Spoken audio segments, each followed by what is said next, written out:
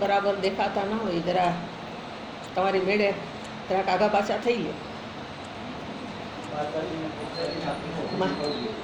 તમે સૂઈ જાઓ તો મને કેટલા સૂઈ ગયા એની ખબર પડે. મારે જગાડવા હોય તો ખબર પડે કોને જગાડવું.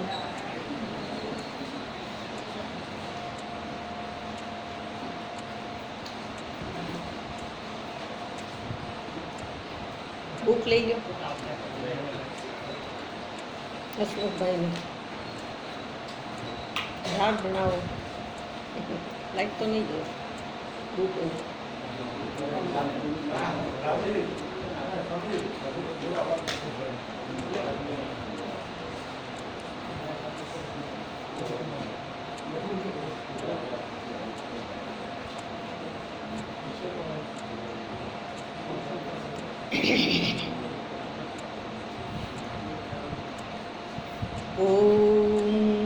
पूर्णमदः पूर्णमिदं पूर्णात् पूर्णमुदच्यते पूर्णस्य पूर्णमादाय पूर्णमेवावशिष्यते. ॐ शान्ति शान्ति शान्तिः. ॐ सहनाववतु सहनौ भुनक्तु सह वीर्यं करवावहै तेजस्विनावधीतमस्तु मा विद्विषावहै. ॐ शान्ति शान्ति शान्तिः. ईश्वरो गुरुरात्मेति मूर्तिभेदविभागिने व्योमवद्व्याप्तदेहाय दक्षिणामूर्तये नमः.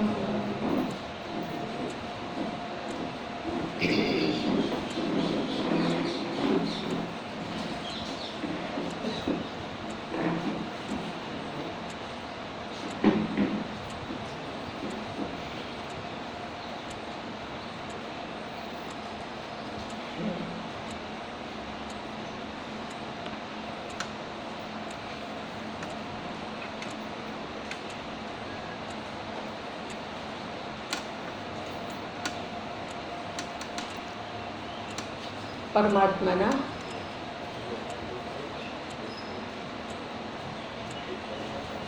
બે રૂપ છે. પછી કરજો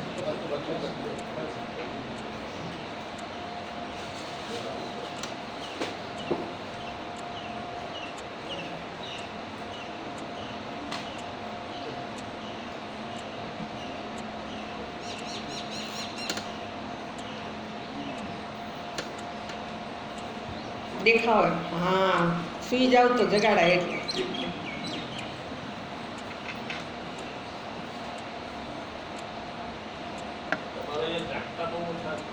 ના ના જુઓ, આ બધા જાગે જ છે. જાગ્યા વિના અહીં સુધી અવાયું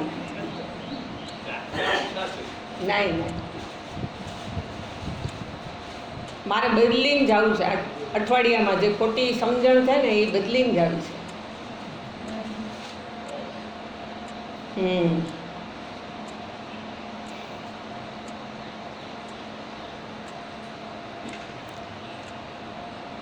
નિયમિત સ્વાધ્યાય તો ઘણા બધા કરું છું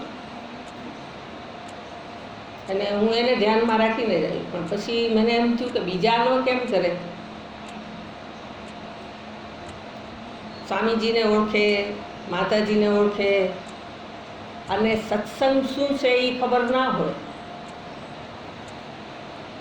તો એ બરાબર નહીં. એટલે હજી જે કરાર કર્યો હોય એમાંના આમાં હજી મને દેખાય છે ઓછા, પણ મને એમ છે કે એ થોડીક વારમાં આવી જશે. થોડીક વારમાં નહીં તો બીજા ટાઈમમાં. બરાબર.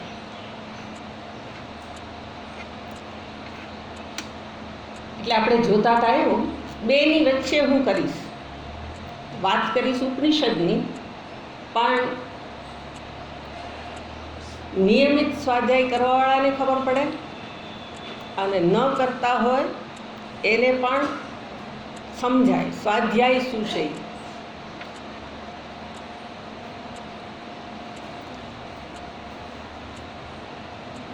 પરમાત્માના બે રૂપ છે.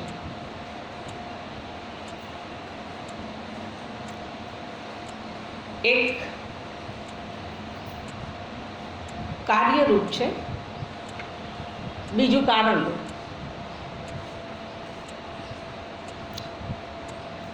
શાસ્ત્રની ભાષામાં એને સોપાધિક કહેવાય, નિરુપાધિક પણ કહેવાય.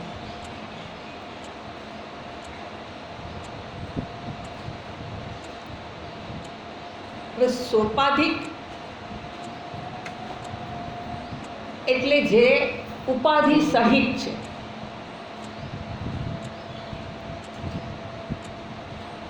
આ શરીર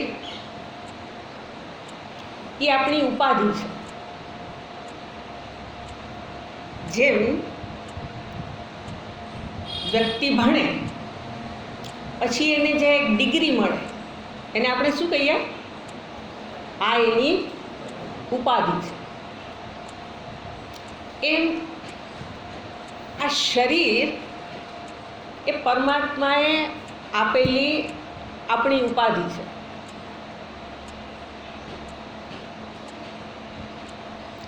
વ્યવહાર કરવામાં જ્યાં વ્યવહાર કહીએ ત્યાં આ ઉપાધિની જરૂર પડે. અરુણભાઈ મને નથી દેખાતા, તમે તમારી ખુરશી બહાર કાઢીને જરા બેસો. હા બરાબર, હિમાલય જેવા છો ને.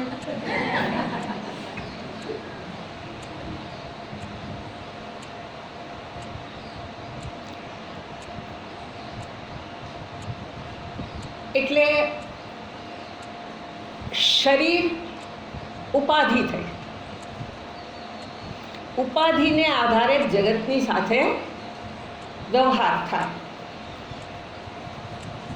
ઉપાધિ ન હોય તો વ્યવહાર ના થાય. શરીર હોય તો જ વ્યવહાર થઈ શકે.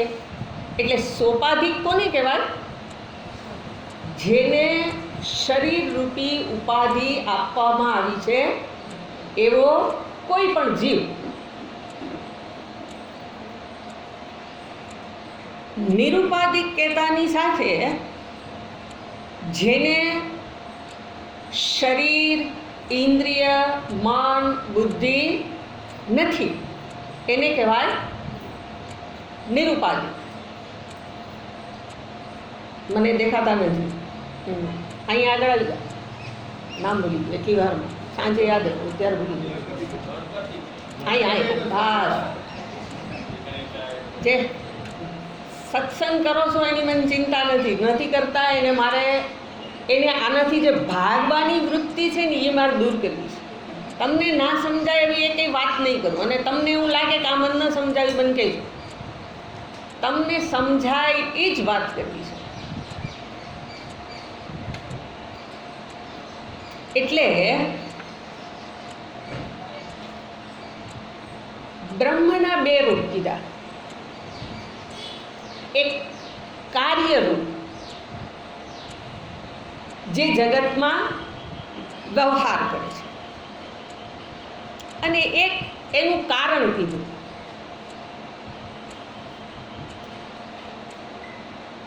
કારણ કહીએ ત્યારે કાર્ય અને કારણ બે સાથે છે. કાર્ય હોય ત્યાં કારણ હોય જ. જેવી રીતે આ ઘડિયાળ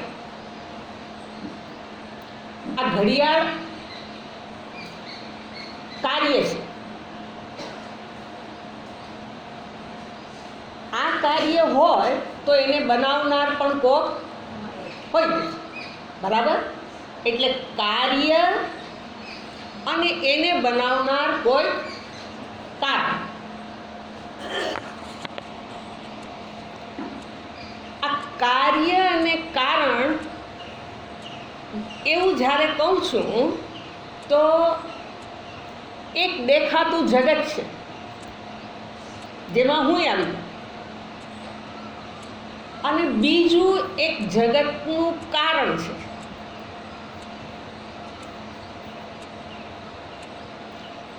કારણ આપણે એને એટલા માટે કહીએ છીએ કે આ જગત છે આખું બનેલું છે, બધું જ ઉત્પન્ન થાય. બનેલું અર્થાત શું? જેનું સર્જન થયેલું છે. સર્જન થયેલું છે એનો કોઈક સર્જક હોય. એ સર્જકને આપણે શું નામ આપશું? જો વ્યવહાર કરવો છે એટલે કંઈક નામ તો આપવું પડે. જગતમાં જેની પ્રવૃત્તિ છે એ જીવ, એ બધું જ કાર્ય જગતમાં આવી ગયું. કાર્ય જગત, જળ ચેતન બધું જ. અને એને બનાવનાર જે કહીએ છીએ એ કારણ. બરાબર? હવે આ કાર્ય અને કારણ બે બ્રહ્મ કીધા.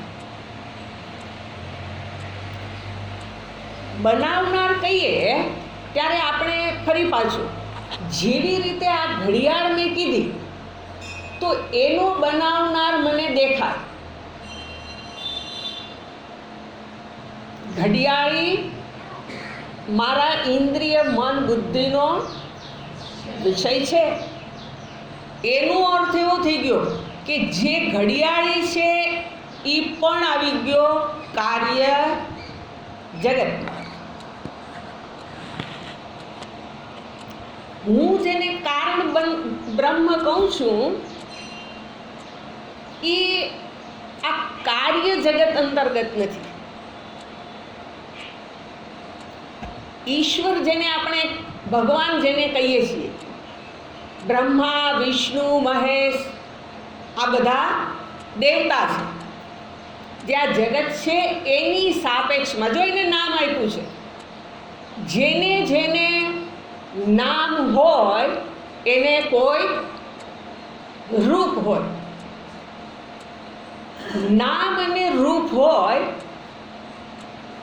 એ બધું જ કાર્ય જગતમાં જાય. એટલે હવે આપણે પેલા શિવજી કહીએ, બ્રહ્મા કહીએ, વિષ્ણુ કહીએ તો એ બધા શેમાં આવશે?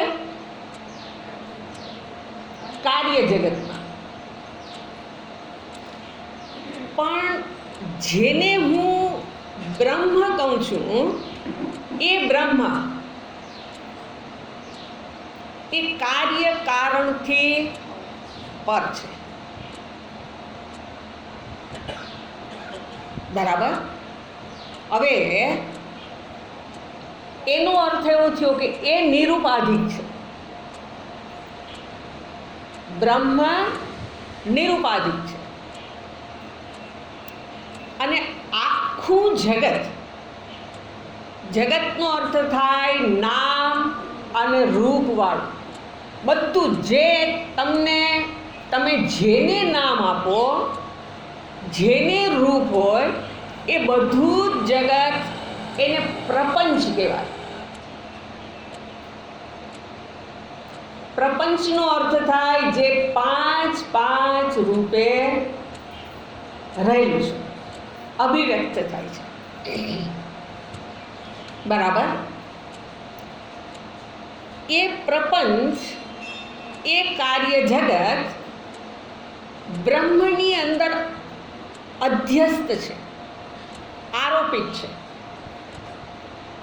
ફરી પાછું જરા વચ્ચે જગ્યા હોય એ પૂરી દો, અને પાછળ પાથરવાનું ન હોય તો કંઈક વ્યવસ્થા નથી.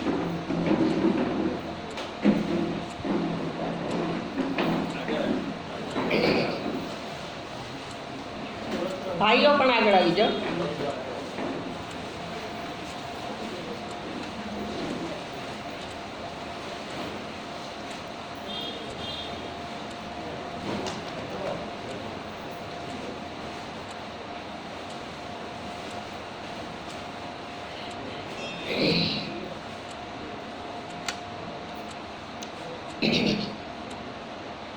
એટલે અધ્યસ્ત જગત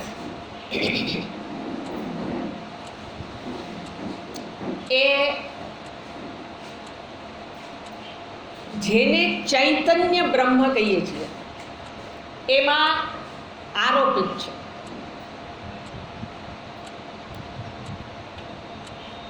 હવે આ આરોપ શબ્દ જ્યારે કહીએ તો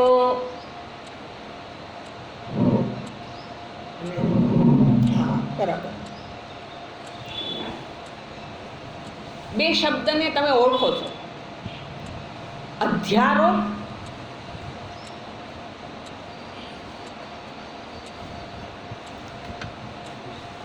અધ્યારોપ શબ્દનો અર્થ થાય અધિ આરોપણ. અધિનો અર્થ થાય ઉપર, અધિનો અર્થ થાય ઉપર. સંસ્કૃત ભાષાને આધારે કેટલાક શબ્દો શાસ્ત્રના પ્રયોગ કર્યો છે. ઉપર એમાં જે મૂકવામાં આવે, દાખલા તરીકે આ ટેબલ, એની ઉપર જે મૂકવામાં આવે તો આને શું કહેવાય? આ મૂક્યું કહેવાય.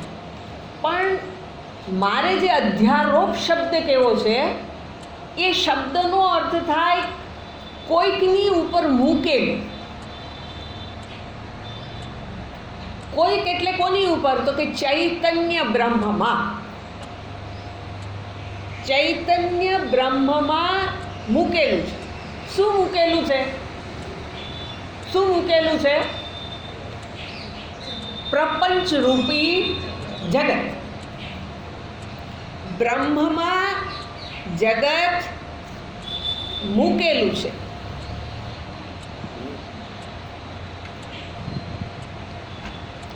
મૂકેલી વસ્તુ અહીંયા હતી નહીં. પહેલા ટેબલ સાપેક્ષ, ટેબલ હતું, એની ઉપર ફૂલ મૂક્યું, ઘડિયાળ મૂકી, પુસ્તક મૂક્યું, બધુંય મૂક્યું. એમ ચૈતન્ય બ્રહ્મમાં પ્રપંચરૂપી જગત મૂક્યું. એ મૂક્યું એને કહેવાય અધ્યારોપ. બરાબર? અધ્યારોપ. હવે અધ્યારોપને સાચો ન કહેવાય, સત્ય એને કહેવાય જે ત્રણેય કાળમાં રહે. પહેલાં, પછી, વર્તમાનમાં જે રહે એને કહેવાય સત્ય.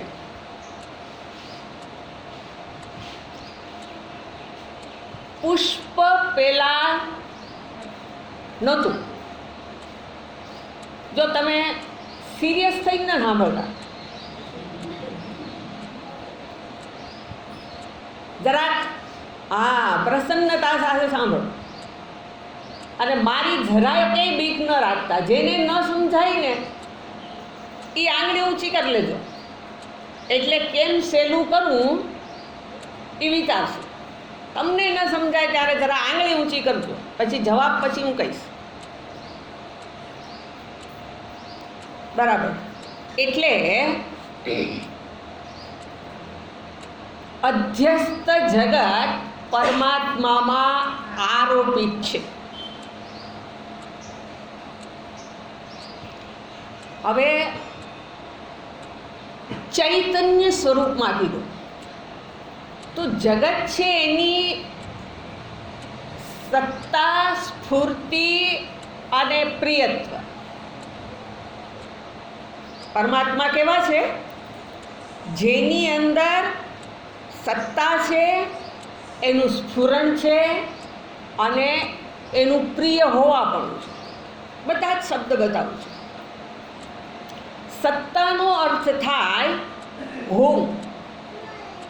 સત્તા એટલે વસ્તુનું હોમ. આ રૂમાલ છે, આ પુષ્પ છે, આ ઘડિયાળ છે. હવે આ છે કહું છું એ કાઢી નાખો. આ છે એવું જે કહું છું એમાંથી છે કાઢી લઈએ તો શું થાય? રૂમાલ, ફૂલ, ઘડિયાળ.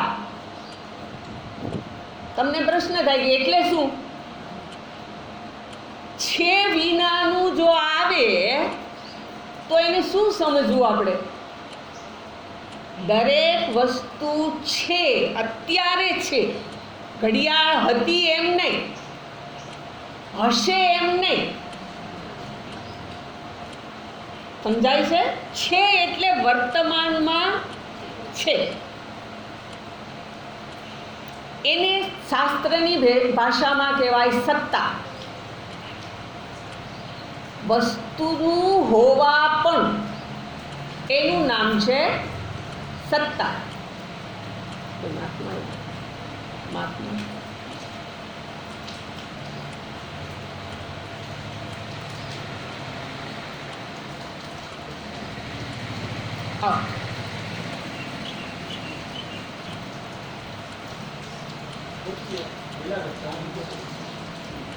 અહીંયા આવતા લીલાભાઈ.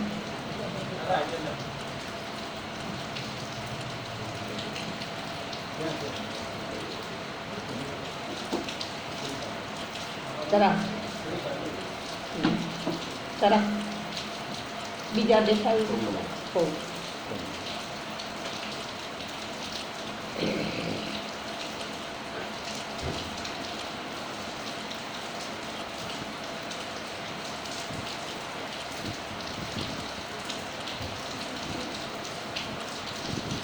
એટલે સત્તાનો અર્થ કર્યો વસ્તુનું હોવાનું છે. હવે જે છે કહીએ તો એ વસ્તુ આપણા મનમાં એનું સ્ફુરણ થાય. સ્ફુરણ થવાનો અર્થ છે પ્રકાશિત થવું. સ્ફુરણ એટલે પ્રકાશિત થવું. જે હોય એ પ્રકાશિત થાય છે, મને દેખાય છે, એનું જ્ઞાન થાય છે. પ્રકાશિત થવાનો અર્થ શું? પદાર્થનું જ્ઞાન થવું. સત્તા, સ્ફૂર્તિ, જ્ઞાન થવું. ત્રીજો શબ્દ પ્રિયત્વ. જે વસ્તુ જગતમાં હોય એ કોઈકને ને કોઈકને તો પ્રિય હોય જ. એ પછી પેલી ચપટી ધૂળ કહીએ એ પણ એની ઉપયોગિતા. પ્રિયત્વ કે મને આનંદ આપે. પ્રિયત્વનો અર્થ શું થાય? પ્રિય હોવા પણ. એટલે જગતમાં પરમાત્મા આ ત્રણ રૂપે દેખાય છે, અભિવ્યક્ત થાય છે. ત્રણ રૂપને જરા યાદ કરી લેજો. એ પરમાત્મા જ અભિવ્યક્ત થાય છે. એને છે. જો વરસાદ બોલો, વરસાદ આવે છે. છેનો અર્થ શું થાય? વર્તમાનમાં આવે છે. જો હવે એ છે કહું છું તો તમે એને અનુભવો છો. અનુભવ કરનારો ચૈતન્ય રૂપ હોય, એને જાણનારો ચેતન હોય, અને એનું પ્રિયત્વ પણ છે. પણ અત્યારે એ પ્રિય છે એમાં જાતા નહીં. અત્યારે હું બોલું એને પ્રિય ગણવું, એમાં ન જાતા. બરાબર? મારી સાથે રહેજો તો તમને એને કંઈક મળશે. બરાબર? એટલે આ દેખાતા પ્રપંચમાંથી આ ત્રણ વસ્તુ કાઢી નાખી. સત્તા, સ્ફૂર્તિ, પ્રિયત્વ. આ ત્રણ નીકળી જાય તો પૂરું થઈ ગયું. આ જગત છે એની સત્તા, સ્ફૂર્તિ અને પ્રિયત્વ છે. પણ એ પરમાત્માનું છે. સત્તા, સ્ફૂર્તિ અને પ્રિયત્વ કોના છે? પરમાત્મા. અને જે જગત કહું છું એમાં એ ત્રણ વ્યક્ત થાય છે. બરાબર? હવે જો આ ત્રણને કાઢી લઈએ તો કેવું થઈ જાય? તો કે જગત છે એ અસત થઈ જાય. વસ્તુમાંથી સત કાઢી લઈએ તો જગત થઈ જાય અસત. અસતનો અર્થ જે કોઈ કાળે નથી. અસત એટલે કોઈ કાળે નથી. આકાશમાં પુષ્પ ઉગે ન હોય, આકાશમાં પુષ્પ કોઈ દિવસ ન હોય. જગત અસત છે એમ આપણે કહીએ એનો અર્થ આ આકાશ પુષ્પ જેવું નથી કહેતા. મને દેખાય છે, અનુભવાય પણ છે. બરાબર ને? એટલે જગત જો એની અંદરથી છે કાઢી લઈએ, પરમાત્માનું છેપણું નીકળી જાય તો જગત અસત થઈ જાય.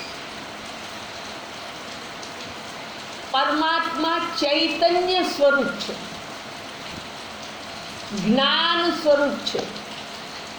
અથવા તો મેં જે બીજો શબ્દ પ્રયોગ કર્યો, સત્તા ને બીજી સ્ફૂર્તિ. વસ્તુનું સ્ફુરણ થવું, પ્રકાશિત થવું, એનું જ્ઞાન ભાવ એ પરમાત્માનું છે. જો સ્ફૂર્તિ એમાંથી જતી રહે, જ્ઞાન સ્વરૂપ પરમાત્મા, પ્રકાશિત સ્વરૂપ પરમાત્મા એમાંથી જતા રહે તો જગત જડ થઈ જાય. એવું નથી. જગત ચૈતન્ય સ્વરૂપ છે. અને ત્રીજું કીધું પ્રિયત્વ,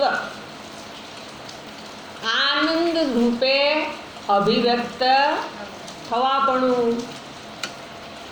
જો પરમાત્મા ન હોય તો દુઃખ જ દુઃખ હોય. પણ આપણે કાયમ દુઃખી હોઈએ છીએ ખરા. અત્યારે સાંભળવું પડે એ શું છે? હે, દુઃખ નથી. કેટલાકને દુઃખરૂપ છે, તો વાંધો નહીં. દુઃખરૂપ નથી. કેમ નથી? પરમાત્મા છે. જો પરમાત્મા ન હોય તો દુઃખ જ દુઃખ હોય, તો કોઈ દિવસ સુખની સિદ્ધિ ન થાય. એટલે જગત આખું પરમાત્માની જ અભિવ્યક્તિ છે. જગત આખું શું છે? પરમાત્માની જ અભિવ્યક્તિ. એટલે મને જે દેખાય એ બધું શું છે? પરમાત્મા. તો આપણે એને જય શ્રી કૃષ્ણ, એને રામ રામ કરવું હોય તો આપણને શું લાગે? અહીંયા કરવા જેવું નથી, અહીંયા હાથ જોડવા જેવું નથી. આપણને એવું લાગે ને? એ લાગવું આપણું છે. જો મેં કીધું એમ, પરમાત્મા સર્વત્ર છે. મને ન દેખાય એનો અર્થ એવો નહીં કે પરમાત્મા નથી. આ ત્રણ રૂપે તો એ જગતમાં સર્વત્ર અભિવ્યક્ત થાય જ છે. બરાબર? એટલે એનો અર્થ એવો થઈ ગયો. જો હવે બીજી વાત જરાક આગળની કહેવા જાઉં છું. જગત અર્થાત આ પાંચ રૂપે જે મને દેખાય છે તે એ અધ્યસ્ત છે, આરોપિત છે, મુકાયેલ છે. કેમાં મુકાયેલું છે? બ્રહ્મમાં, પરમાત્મામાં. એટલે હવે મને પરમાત્મા દેખાતા નથી, તો કઈ કારણ છે અહીંયા કે જેને કારણે જે છે એ મને નથી દેખાતું. પરમાત્મા દેખાતા નથી. પરમાત્માની જગ્યાએ મને શું દેખાય છે? જગત. મને શું દેખાય છે? જગત. હવે આ જે જગત કહું છું એ આરોપિત છે, બ્રહ્મમાં આરોપિત છે. અધિષ્ઠાન એનું નામ કહેવાય. અધિષ્ઠાનમાં જગત આરોપિત છે. થોડાક શબ્દશાસ્ત્રના તમારે સમજવા પડે, કેમ કે પછી હું જે આગળની વાતો કરીશ તો એમાં તમે પાછા મુશ્કેલી મુકાશો. પણ જ્યારે જગત દેખાય છે ત્યારે છે તો પરમાત્મા છે.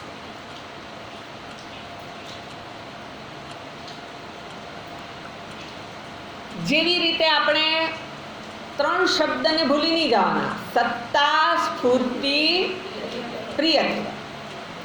સત્તાનો અર્થ છે આ છે. હવે આ છે ની અંદર આ ગુલાબ છે, આ બીજો પદાર્થ છે, આ ક્લિપ છે. તો બરાબર સમજો, આ ગુલાબ છે, આ ક્લિપ છે, આ રૂમાલ છે, આ બધું અહીં ઘણું છે. તો એની અંદર આ જે છે એ છે એકનું એક રહે છે. આ એમાંથી બદલતા રહે છે. જેને આ કીધું એને વિશેષણ છે. આ ગુલાબ છે એનો અર્થ હું એમ કહું કે આ ક્લિપ છે તો તમે શું કહેશો? નહીં, આ ગુલાબ જ છે. તો હવે જે છે જે કહું છું એ છે એની અંદરનું પેલું આ બધાની અંદર આ છે એ સામાન્ય છે અને નામ અને રૂપ છે એ જુદા જુદા.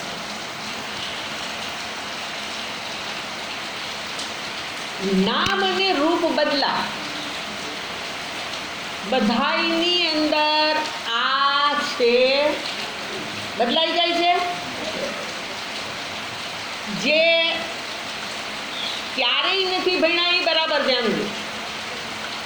આ છે એની અંદરનું નામ અને રૂપ બે બદલાય છે. પણ આ છે એમાં બધાયમાં છે. આ રૂમાલ છે, ફરી તમે સમજો. આ રૂમાલ છે, આ ક્લિપ છે, આ ફૂલ છે, આ ગુલાબનું ફૂલ છે, આ મોગરાનું કે ડોલરનું ફૂલ છે. તો રૂપ બદલાણ, નામ બદલી ગયું, પણ આ છે બધાયની અંદર સામાન્ય છે. બરાબર. હવે જગત કહીએ એની અંદર નામ અને રૂપ બદલાય છે. નામ અને રૂપ બદલાય છે, પણ આ છે બદલાતું નથી. આ છે એ અધિષ્ઠાન. આ છે એ શું કહેવાય? અધિષ્ઠાન. જેની અંદર નામ અને રૂપ બદલાય છે. બદલાતી વસ્તુને સત્ય ન કહેવાય. બદલાતી વસ્તુ સત્ય ને કહેવાય.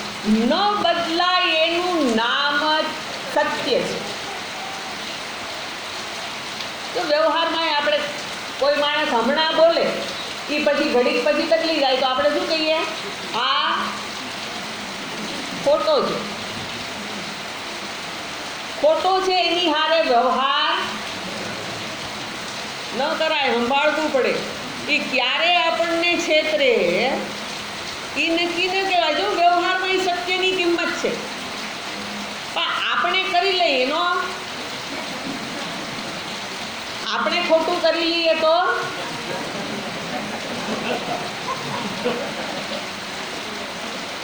ન થવું જોઈએ ને. એ એની બે જ છે. આપણને ખોટું કરવું નથી, ખોટું થઈ જાય છે એ બીજી વાત છે, પછી એને જોશું ત્યારે. પણ આ છે એ અંશ પરમાત્માનો છે. નામ અને રૂપ છે એ આ દેખાતા પ્રપંચના છે. બરાબર. એટલે જેને આપણે આ છે એ બદલાતું રહેતું જગત એ સત્ય નથી. સત્ય શું છે? એ પરમાત્મા. એટલે આ વેદાંત મત છે. બરાબર ધ્યાનમાં લો. વેદાંત મત શું છે? જેની અંદર પરમાત્મા સત્ય છે અને જગત એની અંદર આરોપિત છે. હવે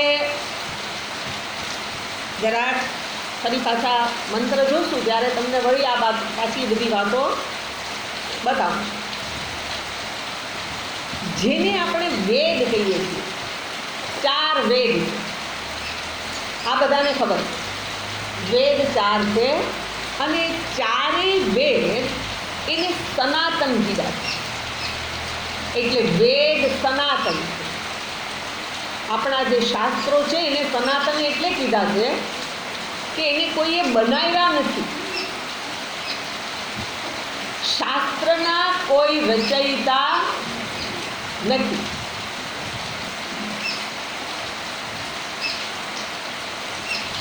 રચયિતાનો અર્થ કરતાય થાય કે જે શબ્દ બન્યો છે એ વેદ જે કહીએ છીએ એ વેદ જાણ્યું. વિદ ધાતુમાંથી વેદ શબ્દ બન્યો જાણવાના અર્થમાં. એટલે જે વેદ છે એ કેવા છે તો કે જ્ઞાન સ્વરૂપ છે. વેદ જ્ઞાન સ્વરૂપ છે. એટલે શાસ્ત્ર બધાય જાણવા યોગ્ય છે, જેને જાણવા જોઈએ. એને જે કહીએ છીએ કે સનાતન છે એનો અર્થ પુરુષ વડે એનું નિર્માણ નથી થયું. કોઈ વ્યક્તિ વિશેષે વેદને બનાવ્યા નથી. આ સૃષ્ટિ બની ત્યારથી શું છે તો કે વેદ છે. એ વેદ જાણવાના અર્થમાં છે. એનો અર્થ એવો છે કે મારે જગતમાં જીવવું છે, સુખપૂર્વક જીવવું છે, તો વેદ શું કહે છે એ મારે જાણવું જોઈએ. એ જાણવું તો શું થાય તો કે જાણતાની સાથે મારે જે વ્યવહાર કરવો છે, વ્યવહાર સૂત્રવાને કરીએ છીએ એ બરાબર યાદ રાખી દો. વ્યવહાર સુખ શાંતિ માટે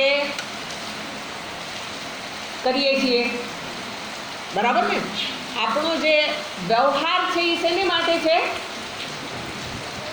સુખ શાંતિ માટે. એટલે કોઈ એવું નથી કે જેને સુખ નથી જોઈતું, જેને શાંતિ નથી જોઈતા, જેને આનંદ. આપણે પરમાત્મા નથી જોતા. આપણે પરમાત્મા નથી જોતા. આપણે શું જોઈએ છે? સુખ શાંતિ આનંદ. હવે આખું જીવન આપણે પ્રયત્ન આ ત્રણ માટે કરીએ છીએ. એનો અર્થ જ છે કે હું જે કાંઈ કરું છું એ શેને માટે કરું છું? પરમાત્માને માટે. આ મને ખબર નથી, આપણે જાણતા નથી કે મારે પરમાત્મા જોઈએ. આ ત્રણ તો જોઈએ છે. બસ જો એ ત્રણ જોતા હોય તો તમે શાસ્ત્રની પાસે જાઓ. એ શું કે છે એ તમે જાણો તો શું થશે તો કે સુખેથી કેમ જીવવું, શાંતિ કેમ અનુભવવી, ગમે તે સ્થિતિમાં હું સલામતી અનુભવું એ કેમ તો કે શાસ્ત્રની શરણે જાઓ તો આ ત્રણેય કેમ મેળવાય એ બતાવો. હવે જેને સત્સંગ નથી ગમતો એ મને કહો, તમારે પરમાત્મા જોયે છે કે નથી જોતા? જોયે છે કે નથી જોતા? બોલો બોલો. આ તમારા કરતા બોલો, મોટેથી બોલે. જોઈએ છે, બરાબર ને? ના ના, એટલે એ તો મને આમ દેખાય, મને દેખાય છે કે આપણે એ જોઈએ જ છે. એટલે એનો અર્થ એવો થયો, સંભળાય છે ને છેલ્લે સુધી?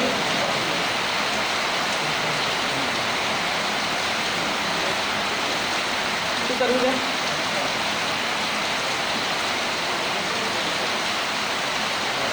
એ કોઈને નડતો નથી ને? નહીંતર બંધ કરો. કોઈ નડે છે? ભલે ભલે.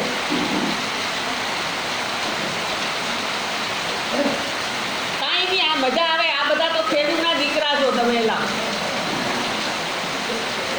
આ તો મોજ કરાવે. આમાં આ ભગવાન કૃપા વરસાવે છે. આટલા દિવસથી તમે એની રાહ જોતા હતા અને હવે આવે છે તો આમ કરો. સત્સંગમાં આવ્યા એટલે ઈ આવ્યો. ઈ એટલે આવ્યો છે કે તમે સત્સંગ કરો છો. આમાં જે આમ શું કહેવાય કંઈક આવી ગયા છે એટલે ખા.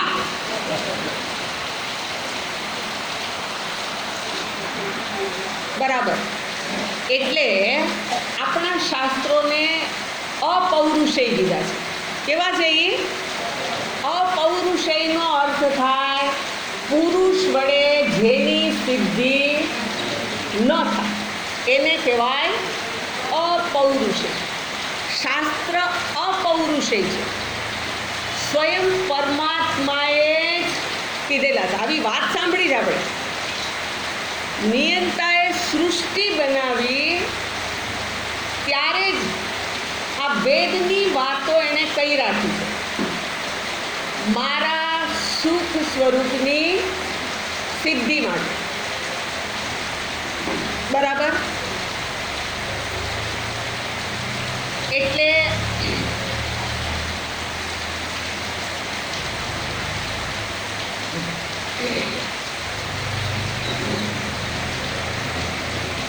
હવે જેને આપણે ઋષિઓ કીધા એને રચયિતા નથી કીધા. ઋષિઓ કોણ છે? તો એને કીધું છે શાસ્ત્રમાં મંત્ર દ્રષ્ટા. ઋષિઓ કોણ છે? મંત્રના દ્રષ્ટા. દ્રષ્ટાનો અર્થ જોનાર. ઋષિઓએ મંત્રો લખ્યા નથી. એને શું કર્યું? મંત્રોને જોયા અને પછી એણે જે દર્શન કર્યું એ આપણા માટે એને પોતાના મુખેથી કહ્યું. જો વેદ અપૌરુષેય છે એવું કીધું ને, એને કોઈએ બનાવ્યા નથી. જેને મંત્રો કહીએ છીએ એ મંત્રો કોઈ ઋષિએ બનાવેલા નથી. હતા એણે જોયા. જેવી રીતે આપણે પેલું કહીએ ટીવીમાં રેડિયોમાં આપણે શું કરીએ છીએ? પ્રસારણ જ્યાંથી થાય છે એને આપણા ઘરમાં બેસીને સ્વિચ ચાલુ કરીએ, સ્વિચ ઓન કરીએ તો શું થાય? આપણે જોઈએ છીએ. ટીવી આપણને દેખાડે છે આપણું અવળું. એ માધ્યમ છે. ટીવી શું છે? માધ્યમ છે કે જેની સહાયથી આપણને પેલા સ્ટેશનથી જે રિલે થાય છે એ આપણને દેખાય છે. એમ ઋષિઓએ પણ મંત્રોને જોયા. એ જોયા અને આપણને સમજાય એ રીતે એણે કહ્યા. સર્જન નથી કર્યું. એટલે આ વેદની વિશિષ્ટતા છે, શાસ્ત્રની આ વિશિષ્ટતા છે. હવે એની અંદરથી જેને આપણે આ ઈશાવાસ્ય ઉપનિષદ એવું નામ આપ્યું છે. આજ વખતે જે સત્સંગ કરવાના છીએ એ ગ્રંથનું નામ છે ઈશાવાસ્ય. ઈશાવાસ્ય શબ્દનો અર્થ થાય ઈશથી જે આચ્છાદિત થયેલું છે. આખું જગત કેવું છે? પરમાત્માથી આચ્છાદિત થયેલું છે. એટલે પરમાત્મા જ બધા રૂપે છે એ દેખાડવું આ ઉપનિષદનું પ્રયોજન છે. ઈશાવાસ્ય ઉપનિષદ એ 4 વેદની અંદરથી શુક્લ યજુર્વેદનો પણ શુક્લ અને કૃષ્ણ એવા 2 ભાગ છે. એમાંથી શુક્લ યજુર્વેદની અંદરથી સંહિતાના 40મા અધ્યાય રૂપે આ ઉપનિષદ છે. અને એ જે પેલો મંત્ર છે એ ઈશાવાસ્યમ ઇદમ સર્વમ ત્યાંથી શરૂ થાય છે. એટલે પેલો જે શબ્દ છે એની ઉપરથી જ આ ગ્રંથને નામ આવ્યું ઈશાવાસ્ય. હવે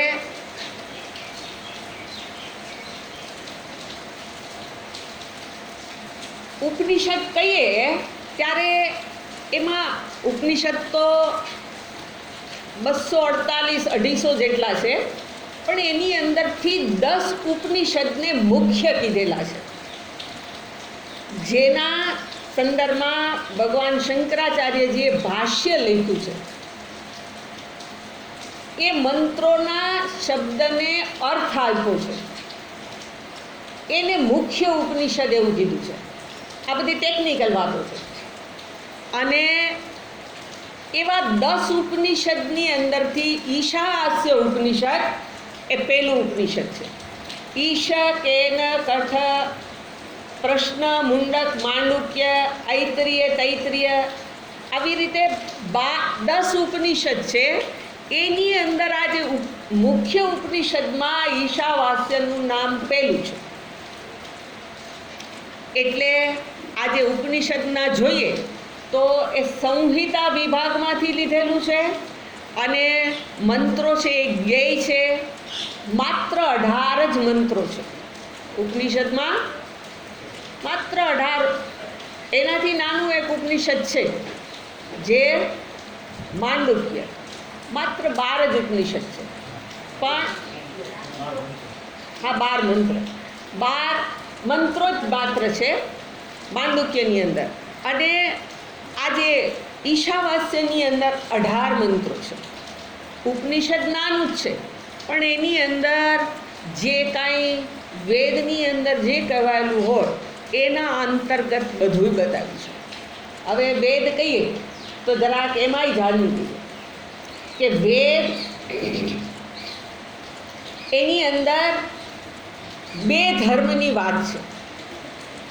એક પ્રવૃત્તિ લક્ષણ ધર્મ અને બીજો નિવૃત્તિ લક્ષણ ધર્મ.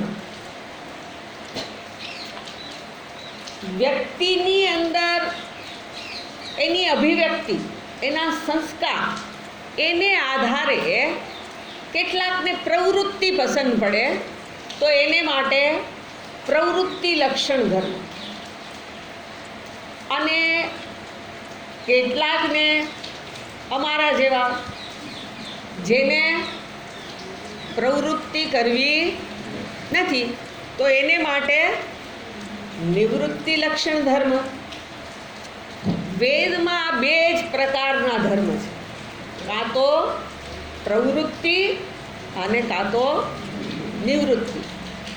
હવે એમાં એવું નથી કીધું કે નિવૃત્તિ લક્ષણ ધર્મ અંગીકાર કરે એને જ પરમાત્માને મેળવવાનું છે. પ્રવૃત્તિમાં પ્રવૃત્ત થનારનું ધ્યેય પણ પરમાત્મા જ છે. મેળવવાના છે તો બધાએ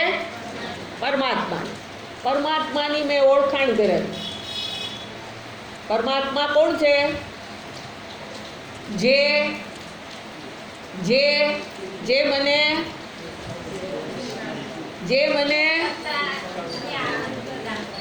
સત્સંગ કરો છો એને તો પૂછતી જ નથી. જે મને શું કરે, મારે શું જોઈએ છે, શું મોટેથી બોલો, વટમાં બોલો, સુખ, બીજું શું જોઈએ છે? શાંતિ જોઈએ છે, તમારે જોઈએ છે શાંતિ, અને ત્રીજું સલામતી. બધાયને જોઈએ છે, અને એ માત્ર પરમાત્મા જ આપી શકે.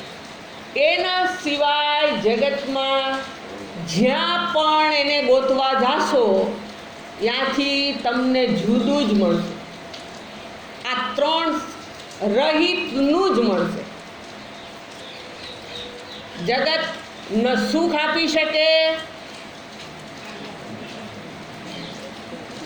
ન શાંતિ આપી શકે. એમ બોલતા નહીં, રોટલા નહીં દે. ન શાંતિ આપે, ન સલામતી આપે.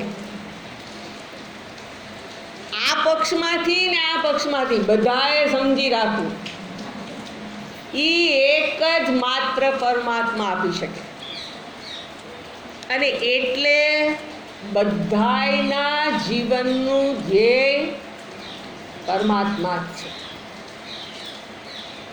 પ્રવૃત્તિને છોડી દેવા માટે શાસ્ત્રએ કીધું નથી. એ સંસ્કારને આધારે છે. છોડી દઈએ ને તોય છોડાય નહીં, એ ગમે ત્યાંથી પાછું પકડે. એ વાત બીજી છે, એટલે આપણે એને પછી જોશું. પણ જે વેદની અંદર પ્રવૃત્તિ ધર્મ અને નિવૃત્તિ લક્ષણ રૂપ ધર્મ કહેવાયેલો છે, અને એની વાત આ ઉપનિષદમાં બતાવી છે. હવે ઉપનિષદ કહું છું ત્યારે એ જે શબ્દ બન્યો છે ઉપનિષદ,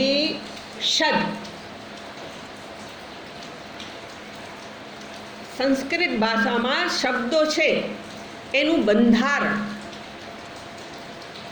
એ શબ્દોના અર્થને આધારે એના બંધારણને જાણીએ તો એને ઉપનિષદ એવું કેમ કીધું છે? ઉપનિષદ વિદ્યા એવું કીધેલું છે. એ કેવી રીતે ઉપનિષદ વિદ્યા ગ્રંથને તમે કહો છો એવો પ્રશ્ન થાય તો એ શબ્દમાં જ એનો અર્થ છે. ઉપનિષદ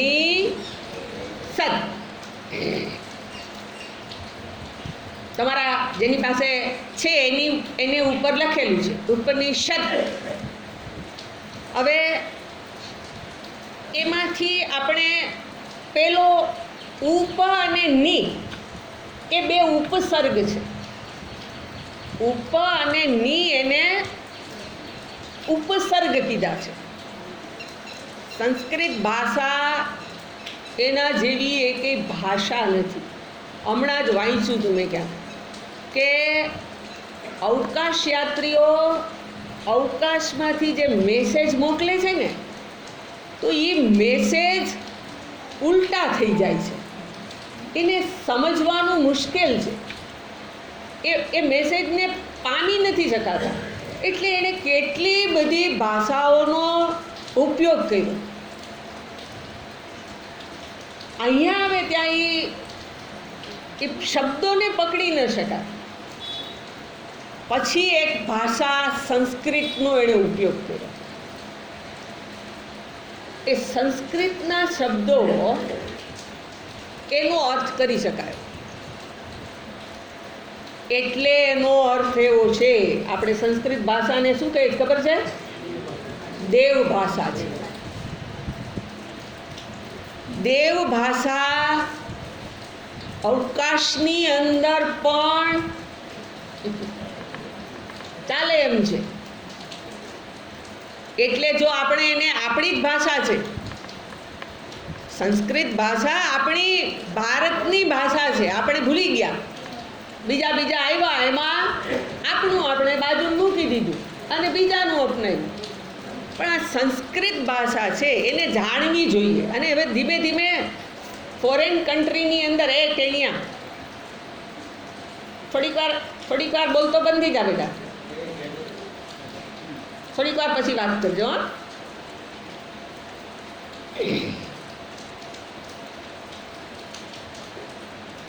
એ લોકોએ એની સ્કૂલ કોલેજમાં સંસ્કૃત ભાષા ચાલુ કરી ભણાવવાની. એટલે આપણે જાણીએ તો સારી વાત છે. એટલે હું તમને ધરારથી એમાં લઈ તો જાય છે, બરાબર, તમને આવડે છે, તમને ખબર પડશે. પણ હું અત્યારે જે શબ્દ પ્રયોગ કરું છું એમાં ઉપસર્ગ છે, એ એમાં લગાડવાનું કંઈક કારણ છે. ઉપ એટલે સમીપ. ઉપ શબ્દનો અર્થ થાય સમીપ. આનું નામ ખબર છે સંસ્કૃતમાં? આને શું કહેવાય? ભણેલા છો જે આ સ્વાધ્યાય કરો છો એમાંથી કોઈને ખબર છે આનું નામ શું?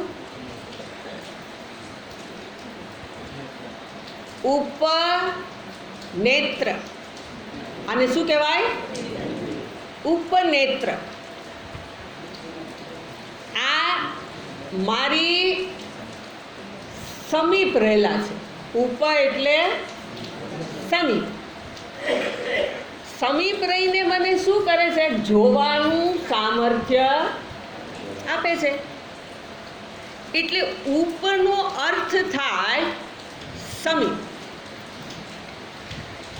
આ જે વિદ્યા, આ જ્ઞાન, ઉપનિષદ વિદ્યા એવું જે કહીએ છીએ, એ જ્ઞાન મારી સમીપમાં સમીપ જે છે એનું મને જ્ઞાન કરાવે છે. ઉપશબ્દનો અર્થ શું થશે?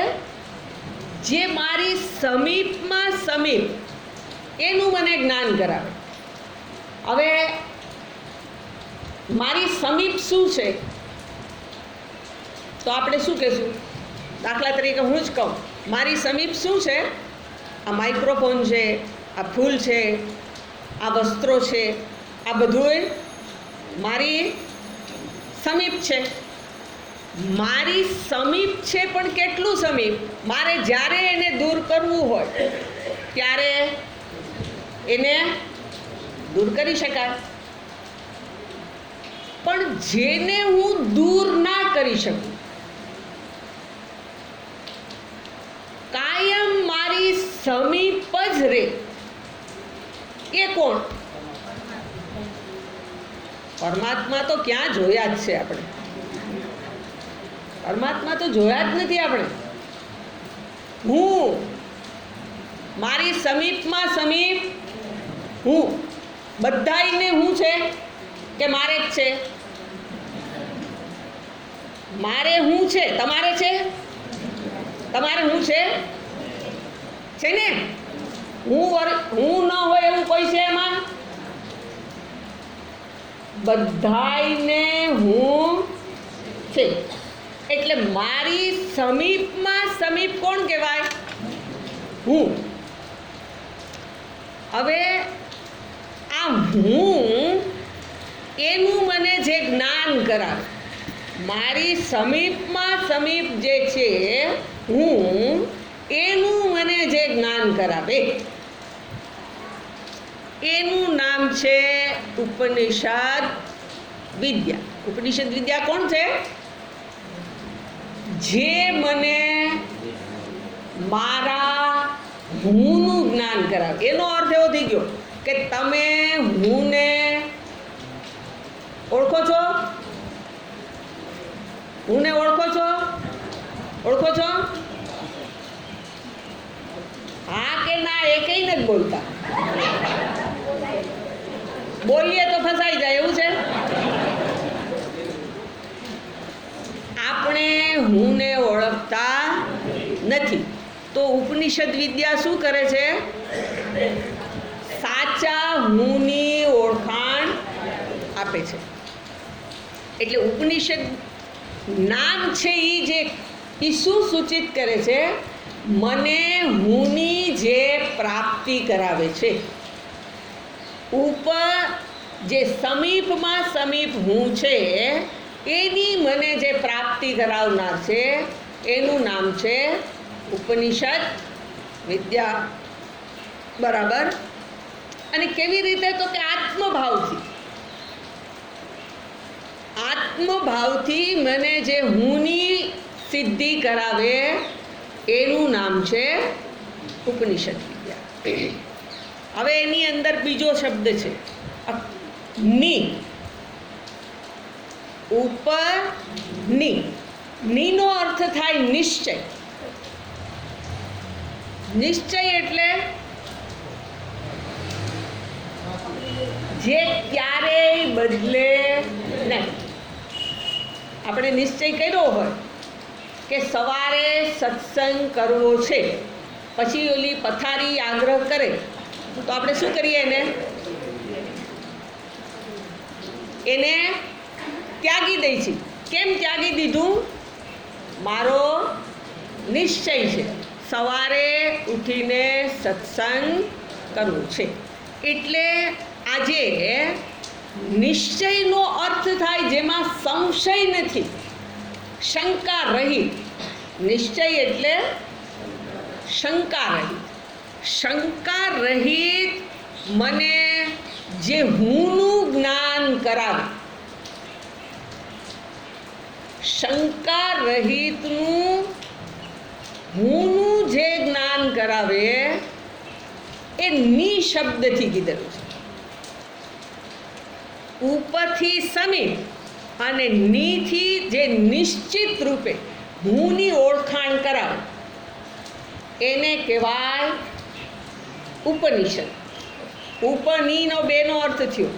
હજી સદધાતુ, પેલા બે ઉપસર્ગ છે અને ત્રીજો સદ છે શબ્દ, એ ધાતુ છે. એ ધાતુ 3 અર્થમાં વપરાય છે. વિસરણ, ગતિ અને અવસાદન. એમને જરા કહો ને. હા,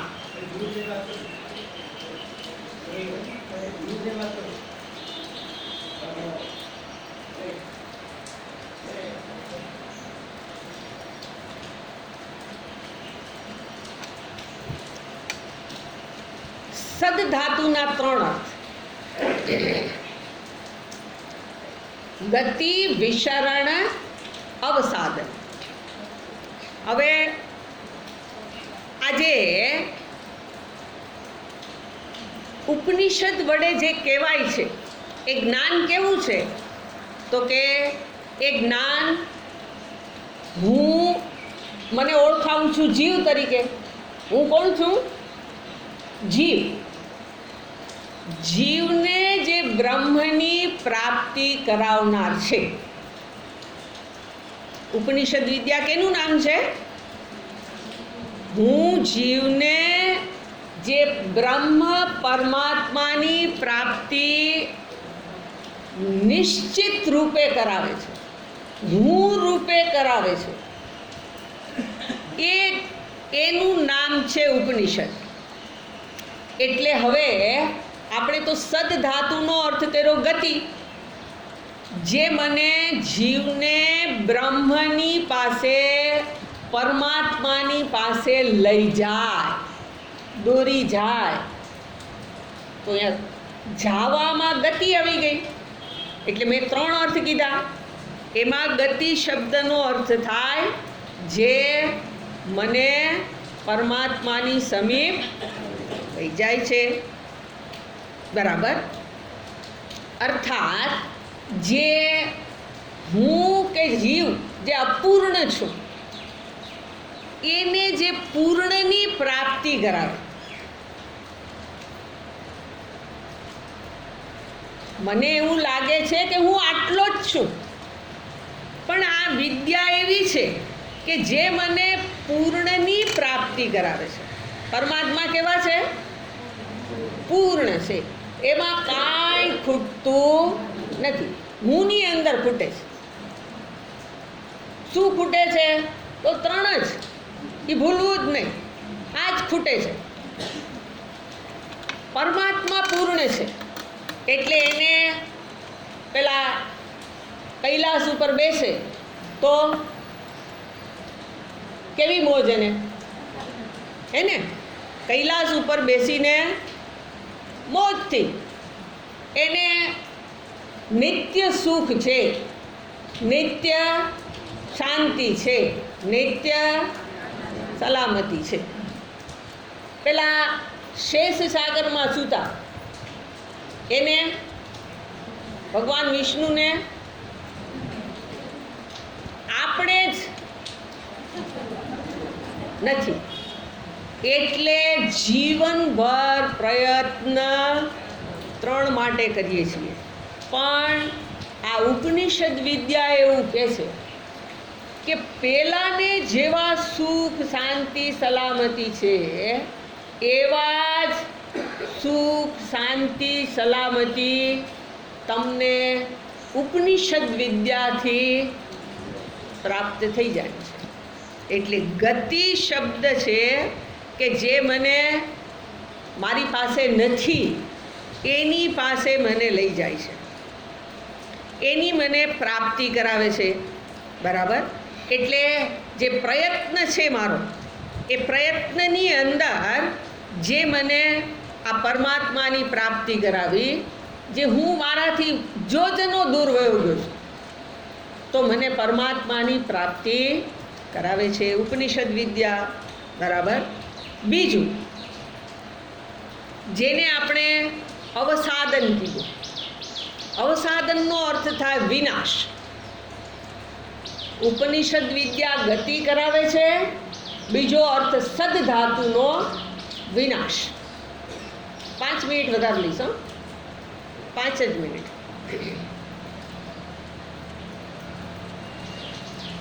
મારી અને પરમાત્માની વચ્ચે અત્યારે મને એવું લાગે છે દેશ કાળ વસ્તુનો ક્યાંક અંતરાય છે. પરમાત્મા છે એ હું નથી એવું મને લાગે છે.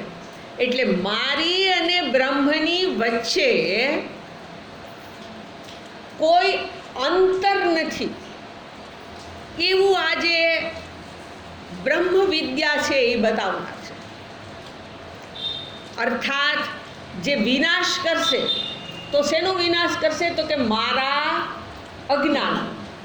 મને એવું લાગે છે કે મને પરમાત્મા કોઈ દેશમાં છે, કોઈ કાળમાં છે, કોઈ ત્રીજા રૂપે છે, તો એવું જે મારી દ્રષ્ટિની અંદર ક્યાંક ભેદ છે. પણ એ ઉપનિષદ વિદ્યા શું કરે છે? આ મારા ભેદનું નિવારણ કરે છે. અર્થાત મારા અજ્ઞાનનો જે નાશ કરે છે. અજ્ઞાનનો નાશ થતાની સાથે શું થાય છે? તો કે હું અને પરમાત્મા, અથવા તો હું કે જે મને જીવ સમજું છું, એ જીવાત્મા અને પરમાત્મા બે ન રહેતા એક થઈ જાય છે. તો વિનાશ થયો. કોનો વિનાશ થઈ ગયો? હું જીવ ભાવ, હું પરમાત્મા છું. આ પ્રમાણે શું થાય છે? તો કે હું કે જે જીવ મને સંસારી રૂપે ગણતો હતો એ મારા સંસારનો વિનાશ કરે છે. જો સંસારનો અર્થ આપણે ખોટો સમજ્યા છીએ. આ સંસાર એવું નહીં. સંસારનો અર્થ થાય સરતી વસ્તુને એની સાથે જે એક થઈ જાય એનું નામ સંસાર. અર્થાત નહીંતર તો તમે ખાવ છો ને અમે ખાઈ છીએ એમાં ભેદ જ નથી. અઠવાડિયું તમે ખાશો એ જ ખવડાવશો અને તમે ખાશો એમ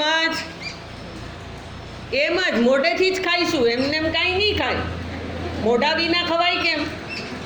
તમે સૂવો એમ જ સૂવાનું, કાંઈ ફેર નહીં. તમે વાપરો એ બધું, પણ છતાંય કાંઈક ભેદ થાય. એ ભેદ શું છે? તો કે તમે આ શરીર રૂપી ઉપાધિને હું કહો છો એની સાથે એક થઈ જઈને આની ઓળખાણ આપો છો. તો આ શરીર હું નથી. શરીર એ મારું સાધન છે.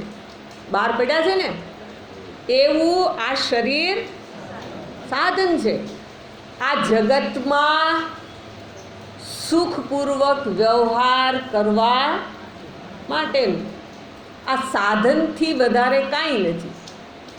આપણે ઓલામાં બેઠા અને પછી એમ કહે કે હું આમાંથી ઉતરીશ જ નહીં, અહીંયા જ બેઠો રહો, એવું હોય? આપણને ખબર છે, એ ધ્યાન છે આપણને કે એ સાધન છે, તો સાધનને એમાં પેટ્રોલ જોઈએ તો નાખવું પડે, એને સાફસૂફ કરવું પડે, એને કાંઈ મુશ્કેલી હોય તો એને દવાખાને લઈ જવું પડે. તો આ તો બધું કરવું પડે ને. જેમ પહેલાં સાધનને કરીએ એમ આ પણ પરમાત્મા પ્રાપ્તિનું સાધન છે. આ હું નથી, આ ઓળખાણ ખોટી છે. એટલે એ જે ખોટી ઓળખાણ આપણા મનમાં ઊભી થઈ ગઈ છે એનું શું કરશે? આ ઉપનિષદ વિદ્યા એનો નાશ કરશે, અર્થાત મારા અજ્ઞાનનો નાશ કરશે. અને ત્રીજો સદ્ધાતુનો અર્થ છે વિસરણ. વિસરણ કરવું એટલે શિથિલ કરવું. વિસરણનો અર્થ થાય શિથિલ કરવું, ઢીલું કરવું. એટલે ઉપનિષદ વિદ્યા શું કરશે? તો કે આ ફૂલ મેં પકડ્યું છે, પકડ્યું હોય એમાં મારો પ્રયત્ન હોય, પણ પકડવાનું તો શું થઈ જાય? સરી ગયું, શિથિલ થઈ જાય. સુષુપ્તિમાં જઈએ, ગમે એ વસ્તુને પકડી હોય તો શું થાય? શરીર પણ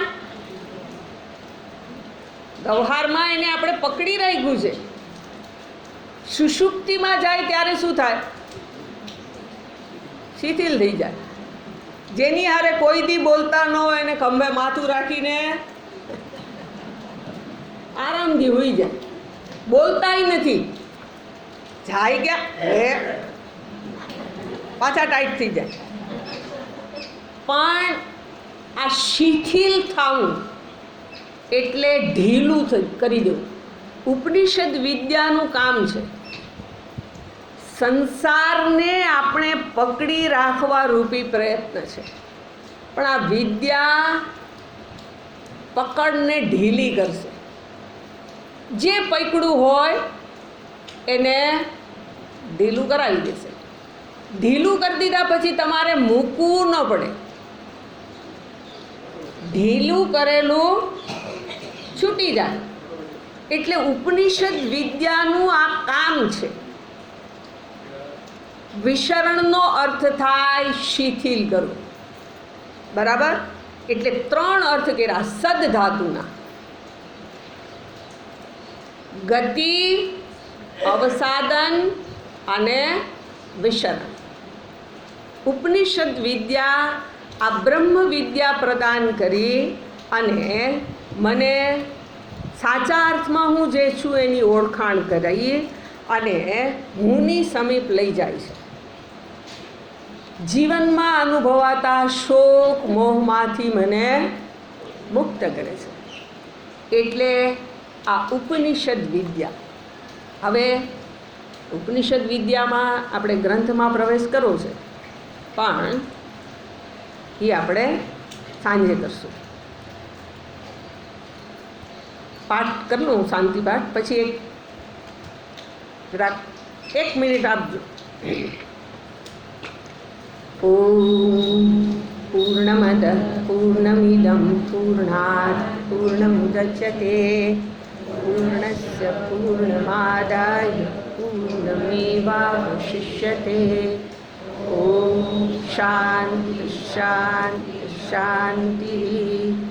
હરિ ઓમ. શ્રી ગુરુભ્યો નમઃ. હરિ ઓમ.